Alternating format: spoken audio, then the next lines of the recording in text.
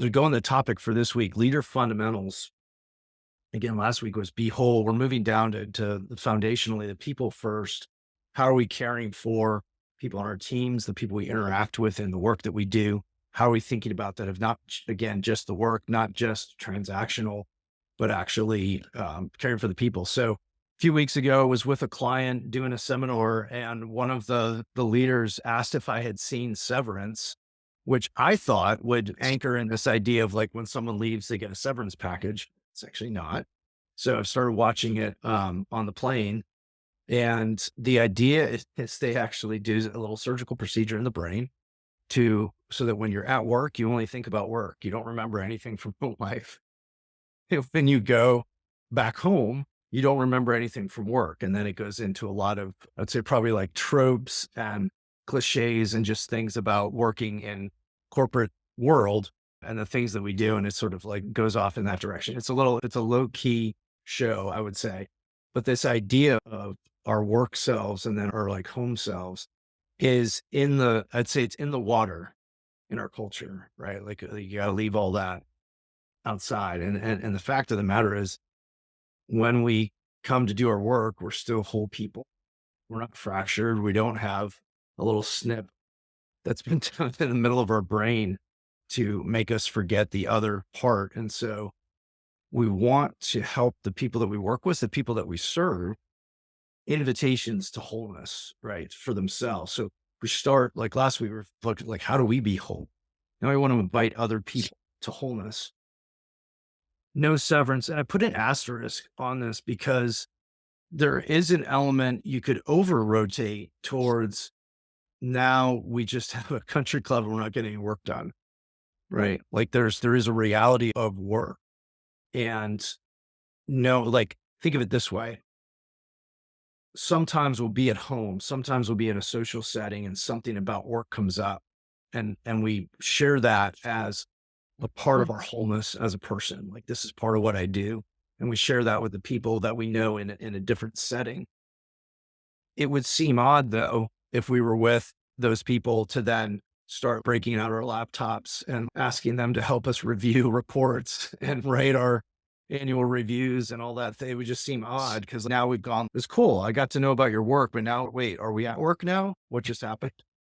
The same thing could happen in some settings at work where like we could go that way. And I suppose an accessible example would be if, actually the office is probably a good example of this, where you've got some characters in the office where like, do they actually work or is this just like their hangout spot? Like, are they actually getting anything done? So you could go the other way. So wholeness doesn't mean we just only focus on non-work stuff, but man, we want to invite people to be whole selves and deal with the whole realities that come good and bad in personal lives and so on and care for people, which then leads into this idea of knowing the moment. And recently had opportunity to work with groups where they have some very hard realities in their work, some external pressures being brought. And so there's very much a moment of change, a lot of stress. And even to the point of like folks are worried about layoffs and like all this kind of thing. In a moment like that, sometimes there's so much to do to solve the chaos. So we might not tend to people as much, or we might realize, and this was, I'll say a temptation we saw in the work that we're doing to say, well, they've got so much on their plates. We can't inject this instruction and ask them to participate and be present and all that. Actually, the counterintuitive is that these are the times that we most need those connections. And sometimes we need a diversion from the chaos. And so the reality of really hard stuff, we're going to ask you for a period of time to compartmentalize and then move back over into this space and connect and learn and grow and almost show like a reality that's still there, like right here in the chaos and the change and the pressure and stress. I'm so focused on this reality, but like other parts of life still go on and we can also still be growing. And so knowing the moment as leaders and knowing that what the instinct might be may or may not be right. And so to continue to tend towards people, invite people into those conversations. The last piece in this, I would say, thinking about making connections. I had a conversation too long ago with a client where they saw a very distinct need for one of their team members, and it was clear that they probably weren't the best person to meet that need. And so the action coming out was to say, introduce them to this other team member that has perspective that they'll value.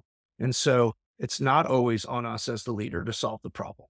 We should use the network that we have. We should use the other people on the team, make connections to say it doesn't just fall on me to have all the knowledge, to have solutions or have the perspective that someone needs along the way.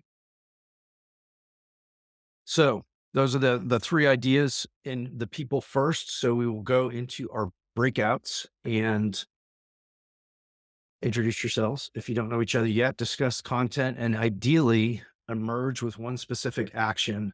The prompt being, what's your next action to upgrade your own view of people first?